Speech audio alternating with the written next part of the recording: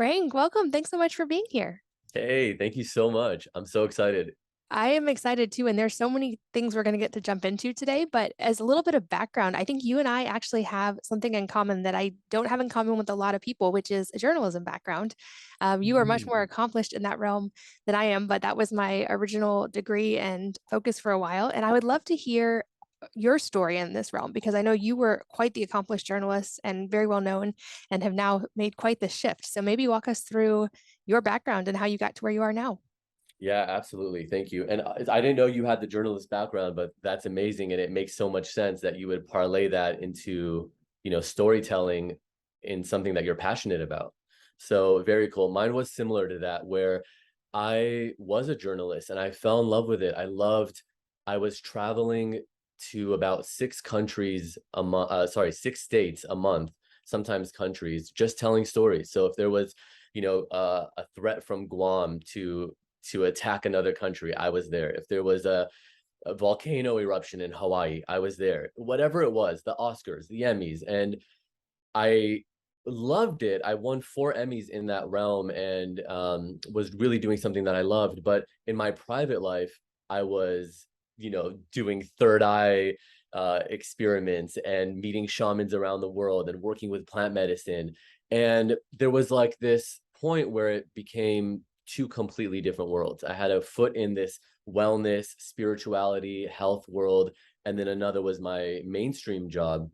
And so little by little, I kind of learned how to combine the two. And that was my YouTube channel where I was doing the kind of stories that I wanted to tell that I couldn't tell on TV.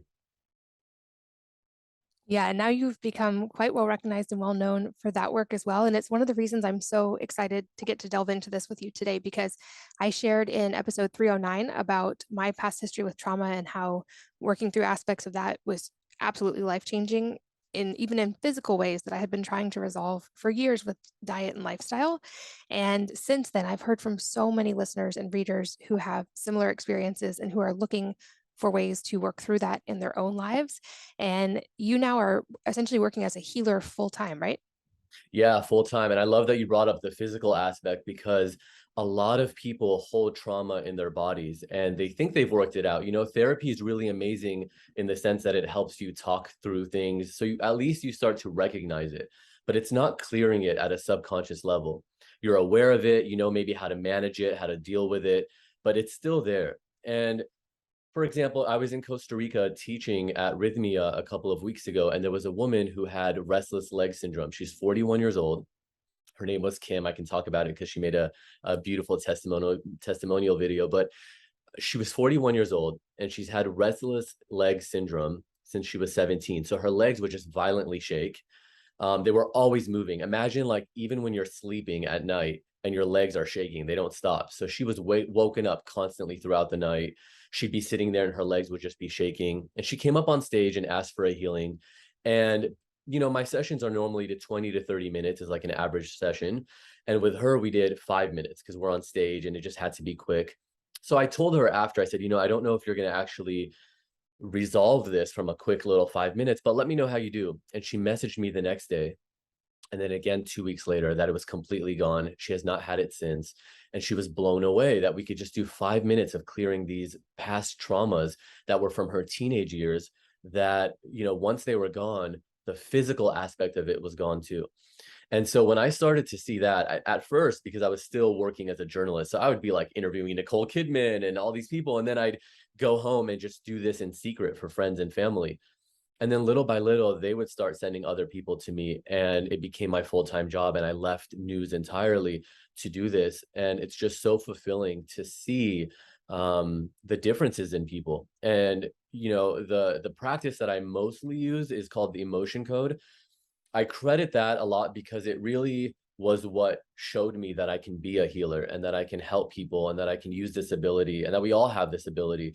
But I'm actually doing a lot more. So there's other things going on from different shamans and healers that I've learned from, but the basis of it is the emotion code. Gotcha. Yeah, I think that that was an eye-opening thing for me to realize that the idea I read the book The Body Keeps the Score and how Yeah. trauma can physically express in our bodies. And I think even understanding it logically, it still took a while for me to actually delve in and understand how that was playing out in my own body. And for people Mm. who aren't familiar, maybe give us an overview of the emotion code and how, when you talk about like clearing these, what you're doing with people. Yeah, absolutely. And I can also, of course, do one with you with lives to show people how it works. But what I'm doing is there's a chart of different emotions, and that's just the most basic form. For somebody like for the restless leg, for example, I go a little deeper. If there's any misalignments in the body, if there's any even a chakra misalignment, or if there's a negative cording, like an attachment with somebody, I can clear that. If there's negative mental thoughts that you have, or a broadcast message. So, for example, somebody could be saying, "I really want to be healthy. I really want to be healthy." And then you look into their energetics, and they actually have a mental block of, "I have no will to be healthy," or "I have no will to heal," and that's subconsciously there. And when we clear that, then they all of a sudden start to notice that all the things that they're doing for healing starts to work better. So what I'm doing is identifying, let's say, emotions. I'll go through a chart and I'll use muscle testing, right? So we can learn about muscle testing from kinesiology, power versus force from David Hawkins explains it really beautifully. And when I identify the emotion, I then get an age. So I'll say, okay, you have, for example, vulnerability and shock at the age of 13. And then they'll say, oh my God, 13 is when somebody broke into our house and they were trying to kidnap me. Like it always correlates. So I like to get an age always, even if we don't need it. And then I get a magnet. For people who are watching, they'll see that I have a magnet in my hand. And then I just swipe it over my governing meridian, which is over my head. And when I do that, because I've already established a connection with the person that I'm testing, I do it on myself and I'm clearing it for them, because magnets really are powerful. And Shaman Durek explained this to me too, that even in shamanism, they use magnets to clear energies and to move energies that are stuck in the body. Which you often hear about that in geographic areas as well that have a really strong magnetic force, places like Sedona, or I think there are some in Mexico and Central America as well, Right. and the power of magnetism. And I know for some people this might be a somewhat tough concept to grasp, and they might be kind of wondering like what is actually going on that you're able to like energetically do this with someone who you're not next to per se. And I'd love to just kind of pick that apart a little bit because I think it's really, really fascinating. And I've went down a rabbit hole of learning about things like quantum entanglement and the whole Yes. energetic connection. But I would love your take on that because I think this concept might be one people have heard of, but maybe have trouble understanding. Yeah, so quantum entanglement, right, is like separating two particles, and then you can do something to one, and it still affects the other one, even if it's across the planet. And that just shows on some level how connected we all are. And so a lot of clients will be like, "Can you really do this remotely?" Even when I'm working with somebody in person, and this is just my personal method. Like for example, the woman with restless legs, she was on stage with me, and I still work on myself rather than on her. It's just the way I prefer to do it. A lot of practitioners will work directly on the person, move their arm up and down. I like to just still work on myself, even if they're 2 feet away from me. So for me, whether they're in the room or even on Zoom, like most of my clients are just the way we're talking right now, it still works exactly the same. In fact, I've even done it for like some moms, for example, will be like, "Can you do this for my 6 year old?" And I'm like, "Yeah, sure." And I don't even need to do it in person or on Zoom. I can just do it like I'll have a picture of them and I'll work on that picture. So it really is powerful. And it's one of those things where it's almost not even worth trying to explain. It's more just like experience it and you'll see. Because so many people come to me and then they're like, "Oh my God, Frank," I'll get a message the next day and they'll be like, "I slept. I passed out as soon as our session was done. I was so drained. And I woke up this morning feeling so much lighter, like I wasn't holding on to all this stuff anymore." And that's what I like to tell people is just experience it. And you mentioned trauma as well. And some people might be thinking, because I get this a lot too, where people are like, "Well, I don't have any major trauma." And a trauma doesn't necessarily have to be a horrific divorce or a car accident or anything like that. A trauma can be you were 8 years old and you were singing and your mom was stressed out from work and she said, "Stop singing." And you took that as, "I'm not valuable," or "I'm worthless," or whatever it is. And then so you didn't use your voice as you grew up and you didn't speak out for yourself. So trauma can be anything. I had a woman in Germany a few weeks ago who she was like, "I heard you on a podcast and I booked this session, but I don't need anything. I'm fine." And I'm like, okay, well, let's just clear your heart then. She's like, I'm happy. I don't need anything, but I was curious. And I'm like, okay. So we just did a heart clearing for her, which I like to recommend for everybody. If you don't know what you want to work on, just clear your heart.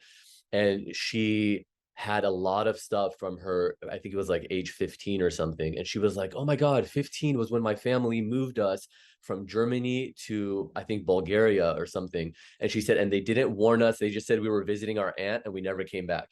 And so it was horribly traumatic for her, but she's like walking around like, I'm fine, everything's great, you know, because she didn't think that that was still affecting her. And yet it was affecting her so much. And I got a message from her the next day and she's like, I know you told me to wait a couple weeks, you know, to fully process, but I can't believe how good I feel. I'm so much lighter. It's like I'm truly happy now. So, you know, trauma doesn't have to be a big thing. It can be something like you completely thought you've worked it out logically, but subconsciously it's still anchored in there. I'm so glad you brought that part up because I think there's sometimes a tendency to like trauma compare or like people will minimize their own trauma if they don't have one of the big T traumas. And for me, I was aware of a big one. And so I kind of assumed, oh, that's where this is all stemming from. And then when I started really going into it, I realized there were these, like you mentioned, what I thought insignificant moments from childhood that I had almost completely forgotten about. And when I got and realized like that's where emotions were stemming from. And I wouldn't have logically thought that. Um, Right. so I love the idea of the heart clearing one too. Are you willing to demonstrate live so people can kind of Yeah. get an idea of what's going on? Yeah, I love that. You want to do a heart clearing? Yeah, let's do it. Whatever you think, whatever is good Right. demonstration. Perfect. I assume because that you have a podcast and all this that you're pretty open, but do you want to give your age? Yeah, 35. 35. Okay, perfect. So for each of these, I will get an age for you. And usually people have about, and I can test for you specifically, have about 20 to 30 emotions that are just around the heart. So we might not do all of them, but I'll show an example of what it looks like, and then we can always finish it later. So I'm just going to take a second and I say a quick little prayer to myself to connect with you.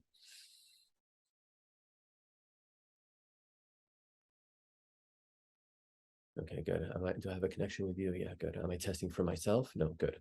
Okay, am I testing for Katie? Yeah. Are there any trapped emotions we can clear around the heart? Is the first one in column A, column B, odd row, even row two. So the first one is failure, helplessness, a lack of control, feeling a lack of control.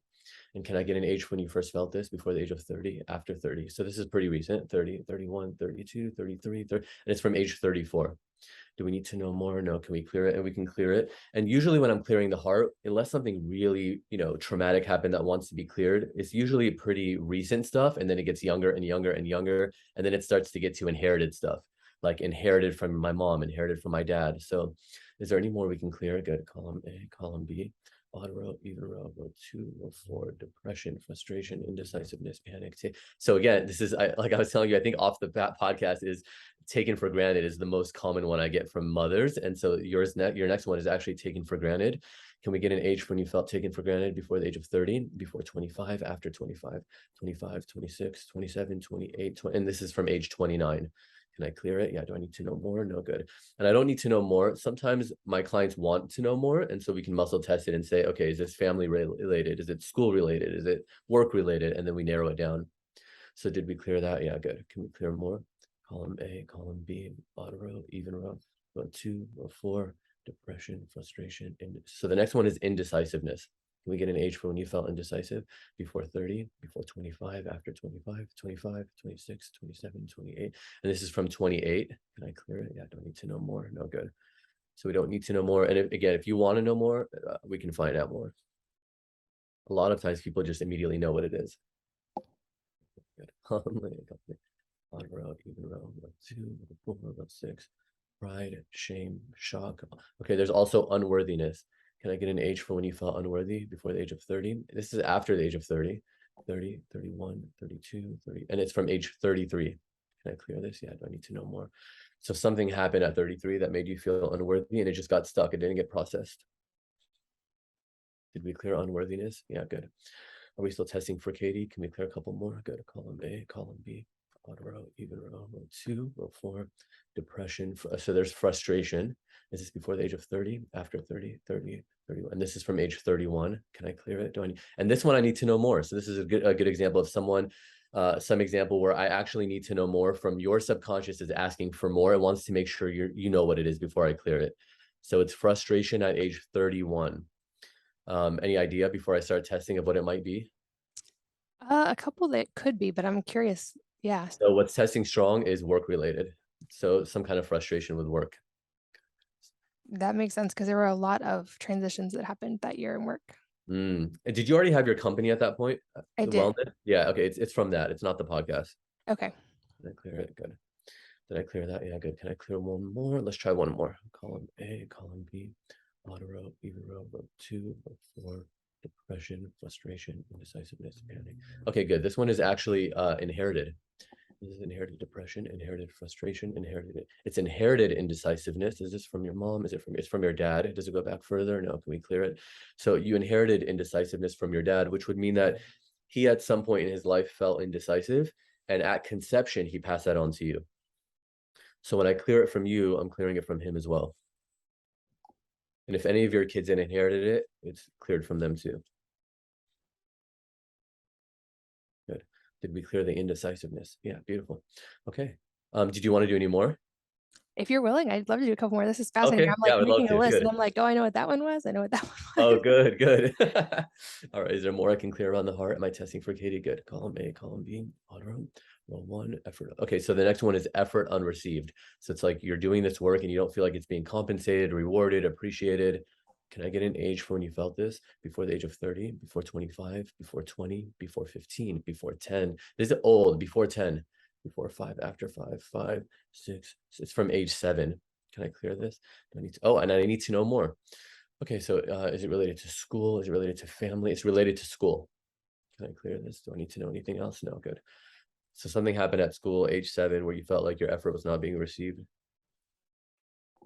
Did we clear the effort unreceived? Good. Can I clear more? Is there more around the heart? Yeah, good. Column A, column B, auto row 1, effort unreceived, heartache. And then there's insecurity. Is this insecurity before the age of 30, before 25, before 20, after 20, 20, 21, 22? And it's from age 23. Can we clear this? Yeah, do we need to know anything else? No, good. And it's going to let me clear it. So I just swipe the magnet and clear it. Good. And I always like to double check. Did we clear that? Yeah. Did we clear it? Are there more trapped emotions around the heart? Yep. Column A, column B, auto row, even row 2, row 4, depression, frustration, indecisiveness. So there's also panic. Can I get an age for when you felt this panic? Before the age of 30, before 20, before 15, after 15, 15, 16, and this is from 17. Can I clear it? Do I need to know anything else? No, good. Are any of these resonating? Yeah, I know exactly what that one is. Good, good. Did we clear the panic? Yes, good. Can we clear any more? Column A, column B, auto row 1, row 3, confusion, defensiveness, griefs. So there's self-abuse, which is just negative self-talk, being really hard on yourself. Can we get an age for when this got stuck? Before the age of 30, after 30, before 20, before 15, after 15, 15, 16, also age 17. Is this related to the panic? Yes. Can we clear it? Okay, good. So those two are related to each other.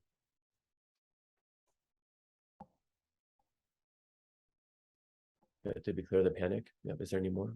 Column A, column B, auto row, even row 2, row 4, depression, frustration, indecisiveness, panic. Okay, another inherited one. Inherited depression, inherited frustration. Inherited panic. Is this from your mom? Is it from, it's from your dad? Does it go back further? No. Can we clear it? And it doesn't go back any further than him. But there's inherited panic. We're going to clear that.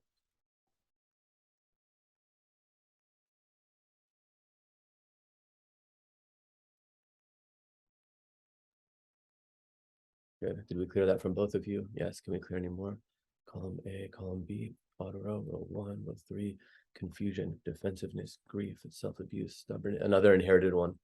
Inherited confusion, inherited defensiveness, inherited grief, inherited self-abuse, inherited stubbornness. Also from your dad. Can we clear it? Yeah, good. Everyone always laughs when I say stubbornness.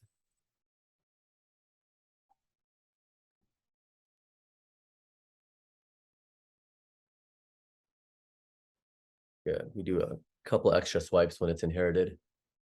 Did we clear that? Did we clear it from both of you? Good. Can we clear any more? Good. All right. Well, that's all it's going to let me clear today around your heart.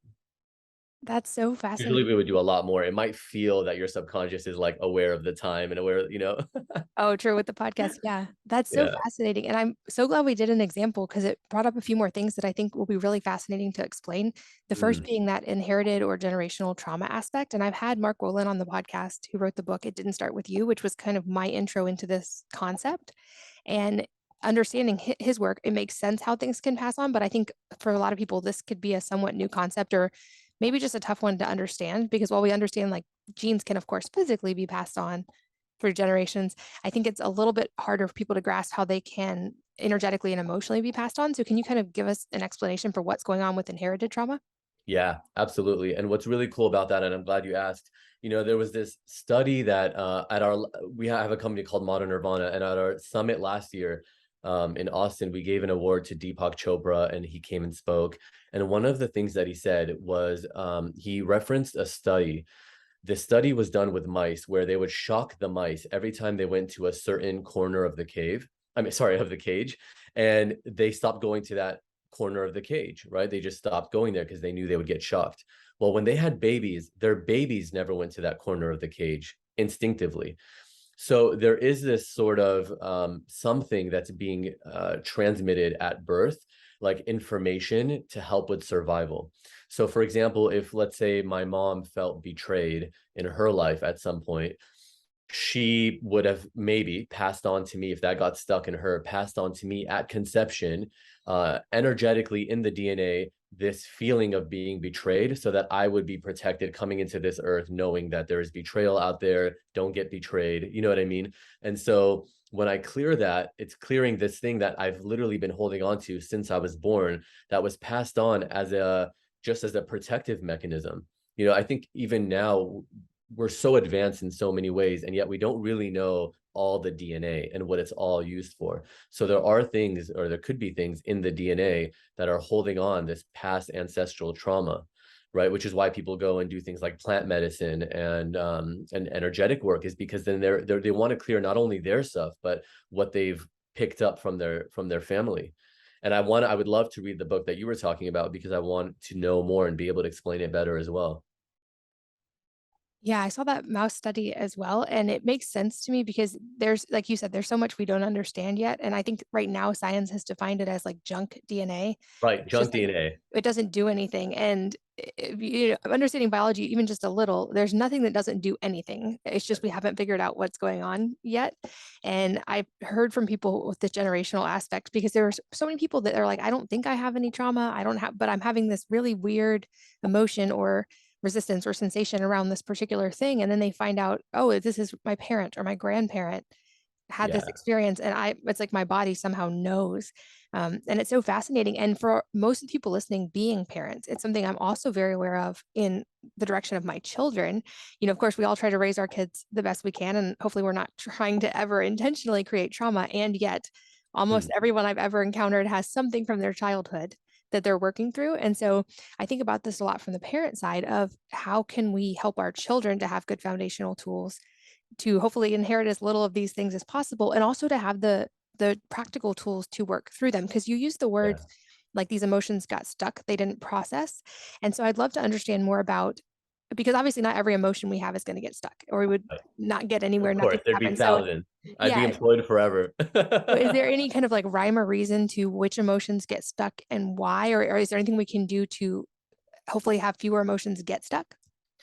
Yeah, absolutely you can. And so, what happens a lot of times is we live, especially in the West, in a very survival, like go, go, go kind of environment, right? So you might have this little trauma, like even a bad phone call, right? That makes you feel worthless, or that somebody like cancels on you or something and it just gets stuck. But then what happens is we go, okay, but I have to focus on this test I need to take at school, or I need to go to work. I need to focus on I'll deal with this later. And then it just gets stuck there and it never gets dealt with. So a lot of times then if you have really good restful sleep, then it gets processed in sleep, or it should at least. But if it doesn't, then it gets stuck in the body. And one way you can really help with that is prioritize self-care, journaling, right? Like writing out what you're actually feeling, what you're thinking, and then getting outside barefoot on the ground and moving it. Like once you feel it and you realize, okay, I'm feeling like a lot of, for example, self-abuse, negative self-talk, you can go outside and after journaling it or before journaling it and move it around. Like once you feel it, let it just like shake it out of the body, feel yourself on the ground and let it just get absorbed and move around, because a lot of times what happens is it gets stuck because we just go on with our day and we ignore it. So really just moving is so underestimated, but just moving it around, shaking it out, and then going and, journaling. Some people love to journal. Meditation is so important. I feel like a broken record because my answer to everything is meditation, but really even just 10 minutes a day, it helps you just sit down and go, okay, like 10 minutes in the morning, how do I want this day to look? What am I going into this day with? And then 10 minutes at the end of the day, just process everything that you've gone through that day, sit with it. And because I think a lot of times people think it's this new thing, this new age thing of you're supposed to have no thoughts and dissolve the ego completely. That's not true. It's like meditation is not having thoughts. It's witnessing your thoughts, looking at your thoughts, noticing them, but not getting attached to them, not judging them. Just watch them, witness them. Oh, I felt that today. Interesting. Okay. Oh, I felt this today. Oh, that happened today. And just watch it and look at it.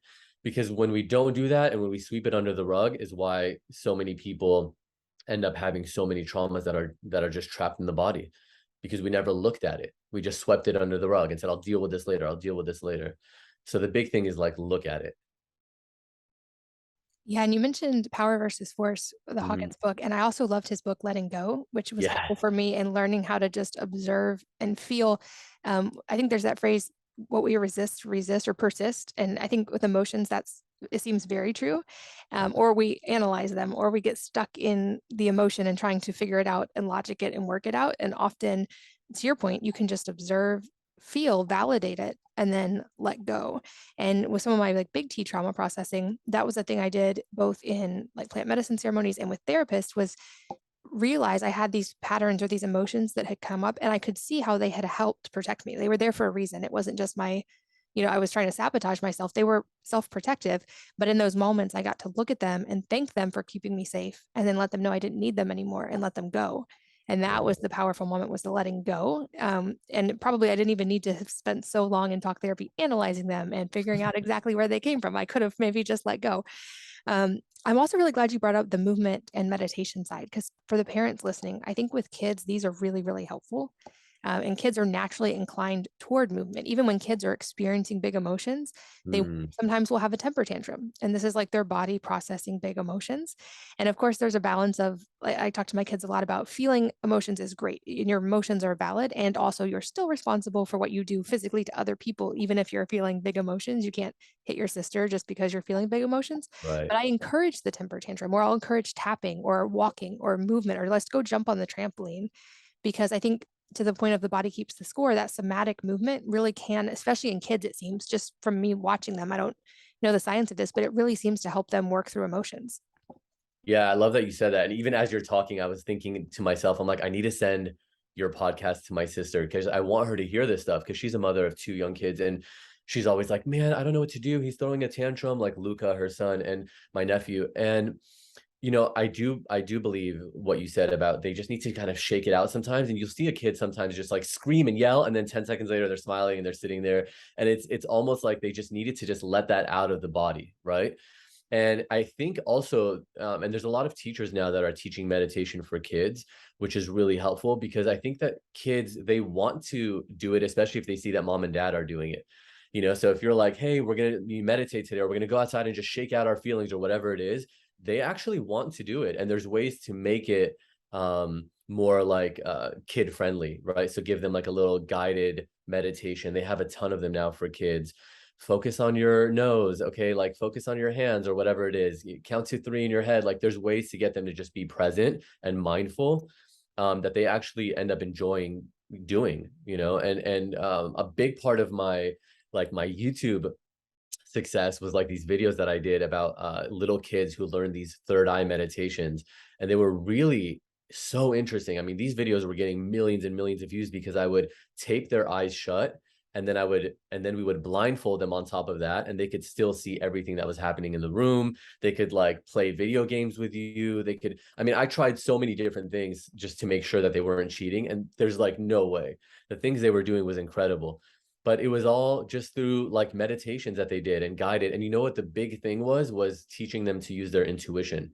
Like when I would watch the teachers, because I don't teach it, but I would watch the teachers who did this, they would like play a lot of games with them while they were blindfolded and teach them to trust their intuition and go with the very first thought that they thought and not question it. That's really fascinating. I had this on the list to, if we got time, talk about it, and I think this is a whole whole 'nother one that people might be like, "What? What's happening?" Yeah, And I watched a little bit to kind of understand before the episode, but I think that piece, especially the learning to trust your intuition, is something as a mom, I'm very aware of wanting to help my kids foster that ability because I know in my own life, I can look back and some of the things that tended to be the tougher things I went through is when I did not trust my intuition. And so big it's time. something, so what are, maybe you could just give us a little more detail of what's happening in these third eye meditations and any other ways you would encourage people to foster their own intuition and to build this in for our kids. Yeah, absolutely. Whether it's kids or adults, because I learned how to do this when I was in Germany, and I was able to like literally they would blindfold me and I went outside and I was reading license plates and all kinds of things. And the second it stopped working was when I started to question it, and I started in my head being like, no way this is working. This isn't real. And I started doing that, and then it just went pitch black. And so I think the biggest thing is to what you can have your eyes closed. You don't have to be blindfolded. Eyes closed and just hold like different color papers in front of your eyes. Or if your kids are doing it, they can do it with you. You hold different pieces of paper like blue, red, green in front of your eyes and just test yourself. Okay, what color is this? Is it green? Is it blue? Is it whatever it is? And the big thing is to always be encouraging. What I noticed with all the teachers around the world, because I've now documented this everywhere, is that they never say no. So, like, for example, if I held a piece of paper up in front of you and it's white and you said yellow, I would never say no or no, like with something negative. I would say try again, or I'd say, what else do you see? All right, it's always like good, good, like what else? And then they'd say, white, good, yeah, like perfect. They always wanted you to celebrate, celebrate, celebrate. They would say, if you get it wrong, sorry, if you get it right, celebrate. If you get it wrong, celebrate even more. Like they just wanted it to be celebrate, celebrate, good job, good job. And then little by little, you'd see that they'd be within a week just getting every single one right. And it was just literally like it was a lot. It was like 6 hours a day for 7 days of just like practice, practice, practice.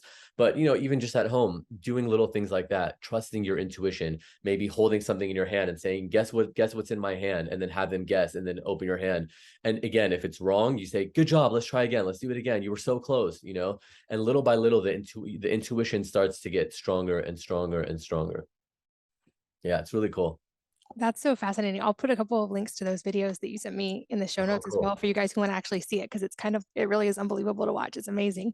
And the other thing I've learned that's been one of my probably biggest lessons as a mom is, we can try it, we can tell our kids so much, we can try to teach them things, but it's the things that we model the most that they're gonna actually pay attention to. And Mm, so, since we're talking to a lot of moms today specifically, this is just an encouragement I wanted to say was doing the work on yourself is probably actually the least selfish thing you can do because your kids are going to follow that example and you can tell them all day long these things, but when you start actually modeling it, that's when they pay the most attention. And so that's why I'm every day so deeply grateful that I get to talk to moms because I think moms can be such change makers, and I think that when we help moms we help that whole inherited generation beyond in so many uh, ways. I also wanted to just touch a little bit on, because I think many people listening who are aware of trauma have tried various types of therapies, especially talk therapy. And I did for a solid 10 years try talk therapy as well. And I felt like things like this and like the different trauma work I did, it was such a different experience and one I wish I had found earlier. Not that there isn't a place for talk therapy, I think there absolutely is. But as you touched on in the beginning, with things like this, you're addressing the stuck emotions, the subconscious, and often it's very hard to access those things in just talk therapy alone. So can you maybe mm. just kind of walk us through some of the differences there for people who maybe haven't experienced something like this before? Yeah, absolutely. So I guess this is a good example. I think if let's say somebody had a traumatic divorce, right? And it was really hard on them and they had a lot of heartache. When you go to therapy, you talk through it. What is it that you're feeling? Okay, good. At least now I know what it is. And then they'll give you tools to deal with it when it comes up. Like, okay, whenever you want to text him and you're mad, do this instead, or notice that you're doing this and do this instead. So they give you a lot of tools. They help you. They walk you through why you're feeling a certain thing. With this, I'll be like, okay, you had heartache, you had taken for granted, frustration, and sorrow and resentment. There's usually like resentment and bitterness. And then with something like that. And then I clear it. And the next day I'll get messages, sometimes as soon as the next day, sometimes a week later, where they'll say, I still think about him. I just don't have that emotional charge I had before. The memory is still there, but I'm not worked up by it. I'm not. So somehow what's happening is it's just the energetic um, thing that was attached to that is no longer there. The energetic component, the trapped emotions, they're not there. So you can still have the memory, but you're not feeling it. You're not feeling charged by it. You're not like, what happens is the body feels that it's, when you have a memory, that that's happening right now. So you imagine a big fight that you had with this person, and your body starts to feel all that hatred, the resentment, everything just comes up as though it's happening right now. So when I clear that, you'll still have that memory of that fight. I'm not clearing your memory, but you won't have that charge anymore. Your body won't think, okay, this is happening right now. It realizes this was a memory. This is not happening to me right now. And so I think that's the big thing. It's not helping you deal with it. It's not helping you learn how to notice your patterns and deal with them in real time. It's just releasing that energy. It's releasing it completely, so that feeling's not even there anymore. And I think that talk therapy is really helpful for people who maybe have like some kind of mental disorder or like social anxiety, which, even though I can help with that as well, but it might help to realize, okay, right now I'm having this thing, recognize it, maybe remember this quick little breath exercise the therapist gave me. I'm going to do that right now. It's going to settle everything down. So it's good. It's good to help you recognize what's going on. But if you want to clear it at a subconscious level, I always joke that a lot of my clients are therapists. A lot of my clients are psychologists, and I think it's because they realize that I'm just clearing it from them. I had one lady in particular came to me like 2 weeks ago. She's a children's psychologist. And then she was so blown away that her friend signed up like the next day. So I think that even they are recognizing, and I love that there are different uses for each one. Yeah, and I think at least for me, I noticed in talk therapy, when you're spending that much time analyzing and delving into a particular experience or emotion, it for me became likely that that became part of my identity. And then I felt like, in a way, I got kind of stuck in the processing part of identifying this emotion and in the therapy. And I hope people will get a chance to experience it who are listening if they've been through similar things, because it feels totally different. And you said it so well at the beginning. It's really hard to explain until you've experienced it, Mm, and really easy to understand once you have. yeah. And so I'll make sure I put some more resources in the show notes for all of you guys listening on the go. That'll be at wellnessmama.fm if you want to find out more and connect with Frank. But I also know we have a few more things to talk about. I want to make sure we reserve time for. You mentioned your summit, and that's going to be coming up very quickly based on when this airs. So can you give us just more detail about the summit, what it's about, and who's going to be there and what's going on? Yeah, absolutely. So thank you for mentioning that. I have a company called Modern Nirvana with my two best friends, Kat Graham and Bryant Wood. And it's this incredible summit that we do every year, is one part of it. And what we wanted was to create sort of an event that we always wanted to go to, something that we always wanted to experience. And so last year we honored Deepak Chopra. This year our keynote speaker is Dave Asprey, who created Bulletproof.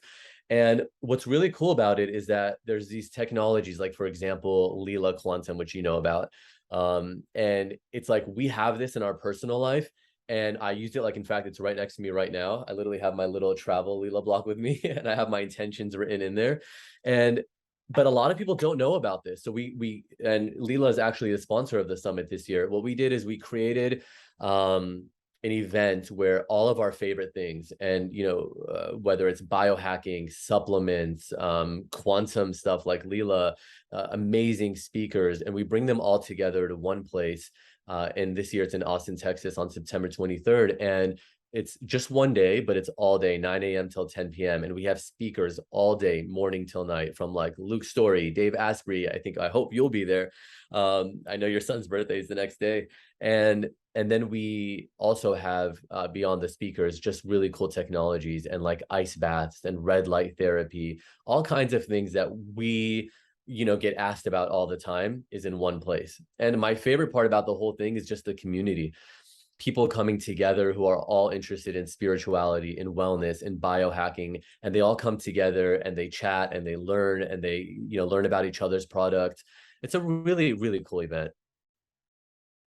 Yeah, I'm working on logistics, but I am planning on being there. So if any of you guys listening are there, please come say hi. I haven't done much travel the last couple of years, and I'm excited to get to connect in person with so many people. And you also have a deck coming out soon that I think will be a little bit after this episode airs, but it's in pre-release. So tell us about Yes. that as well. Yeah, absolutely. So it's available for pre-order now. I know that not everybody's going to be actually watching this, but listening, but I do have it in my hand. It's this beautiful Oracle deck that was created by me and my co-founders, Kat and Brian. It's called the Modern Nirvana Oracle deck. And um, we wrote it with Jennifer Sodini, who's she's already a best-selling Oracle writer she has a deck called the Imensi Oracle.